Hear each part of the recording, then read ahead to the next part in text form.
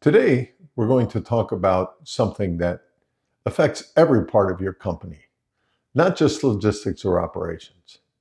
It's how you build and manage your data. Don't care if you're a 3PL, a warehouse, a manufacturer, distributor, or an e-commerce brand. If your data is scattered, inconsistent, or buried in spreadsheets, your entire business pays for it. So today, we're going to talk about what a real data center looks like, even for small teams, and why the right structure helps operations, sales, marketing, and finance make better decisions with less chaos.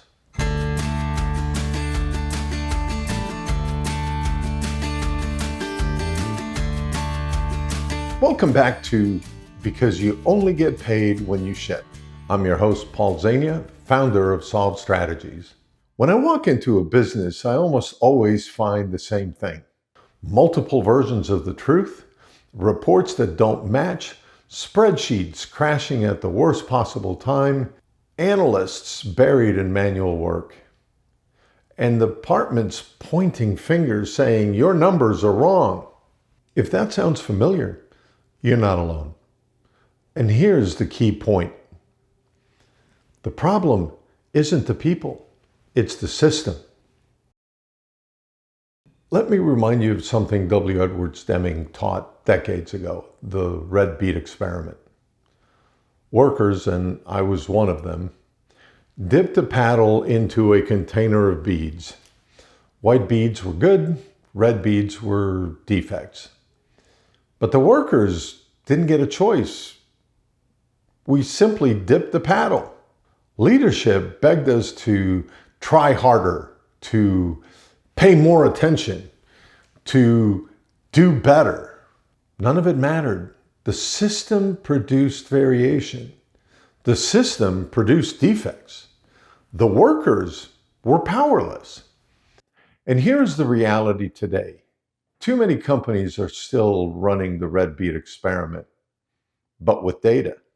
Your teams dip their paddles into spreadsheets, carrier feeds, EDI files, PDFs, APIs, emails, and internal systems. And they pull out red beads, missing data, inconsistencies, errors, conflicting definitions. Leadership says, be more careful. We need fewer mistakes. Try harder. But Deming's lesson still applies. People cannot overcome variation built into the system. When I say data centers, I'm not talking about rows of servers or blinking lights. I'm talking about a simple, disciplined architecture with 4 components. First, intake standards. This is where red beads are stopped at the door.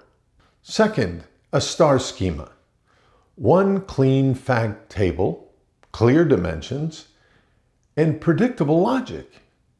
Third, validation and transformation rules, where messy real-world data becomes business logic. Fourth, a decision layer, dashboards, analytics, forecasting, whatever leadership needs to decide. That's it, 4 parts, simple, but transformational.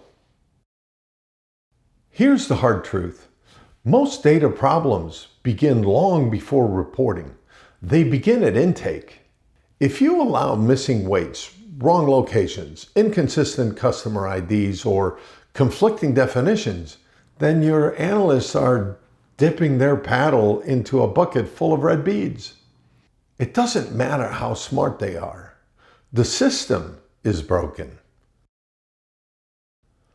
Let me give you an example. One company had a major debate.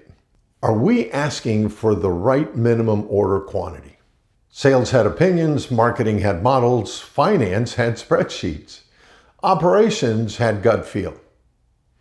Nobody actually knew. But once logistics data was cleaned and structured, we could see shipment sizes, cost to serve, freight cost per unit, profitability by quantity, and destination. The answers stopped being emotional It became factual. And suddenly, every department aligned. That's the power of logistics data. It feeds the entire enterprise. When your data center is clean, you can finally see things like customer profitability, true landed cost, break-even points, and which customers create margin and which destroy it. Most companies don't know these numbers, not because they lack intelligence, because they lack structure. So let me close with this.